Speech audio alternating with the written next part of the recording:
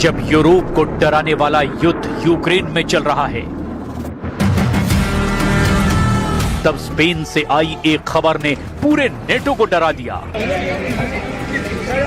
ये वीडियो देखकर लगता है जैसे एक बड़ा मिसाइल अटैक हुआ है। सब कुछ तहस नहस हो गया और एक ट्रेन को टारगेट किया गया है।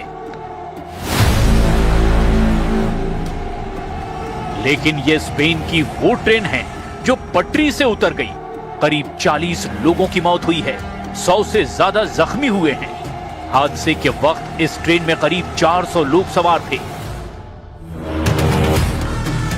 स्पेन के कोर्डोबा में जब यह हादसा हुआ, तब स्पेन के प्रधानमंत्री मीडिया से बात कर रहे थे और इसी दौरान उन्होंने यूरोप के साथ साथ डोनाल्ड ट्रंप के लिए बहुत बड़ी वार्निंग जारी कर दी है।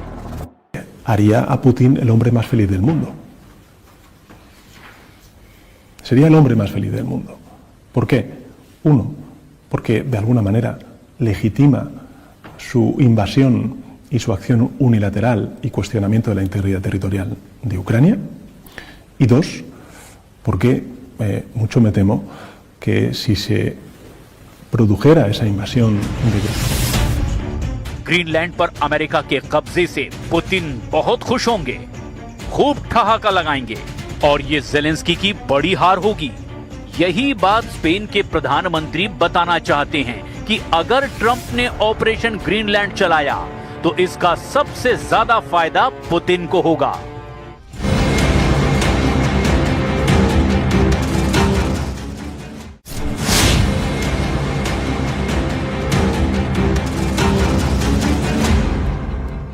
ईरान ने स्पष्ट किया कि सर्वोच्च नेता अयातुल्लाह अली खामनेई पर किसी भी तरह का हमला या उनको पद से हटाने की कोशिश ईरानी राष्ट्र के खिलाफ युद्ध की घोषणा मानी जाएगी।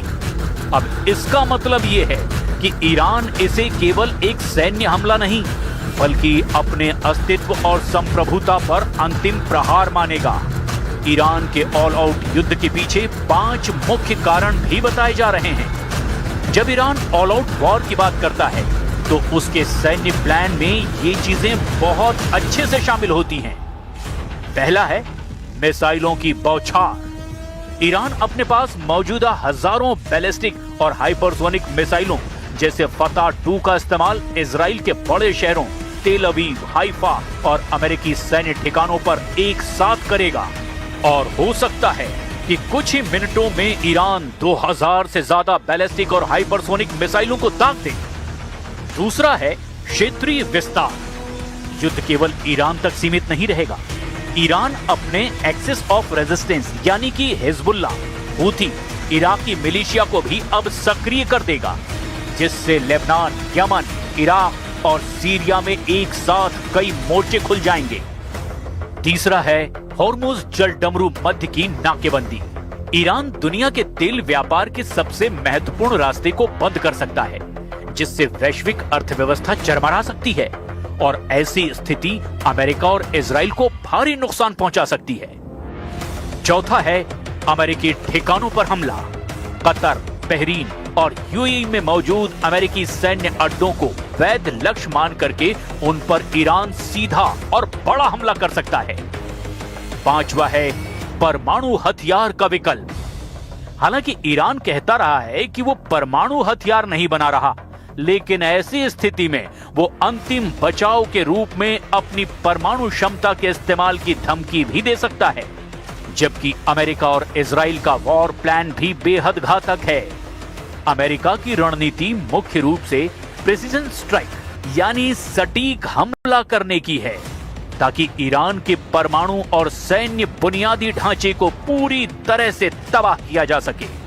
हालिया रिपोर्ट से पता चला है कि अमेरिका ने जैसे ऑपरेशन मिडनाइट हैमर से अपने बेटो स्पिरिट स्टिल्थ बॉम्बर्स का इस्तेमाल करके ईरान के 100 मीटर गहरे बंकरों फोर्डो और नतांज को निशाना बनाया, इसी तरह खामनेई के 100 मीटर गहरे बंकर में भी अमेरिका हमला करना चाहता है। आप ये भी जान लीजिए कि ईरान के राष्ट्रपति ने अमेरिका को ऑल आउट हमले को लेकर क्या लिखा है।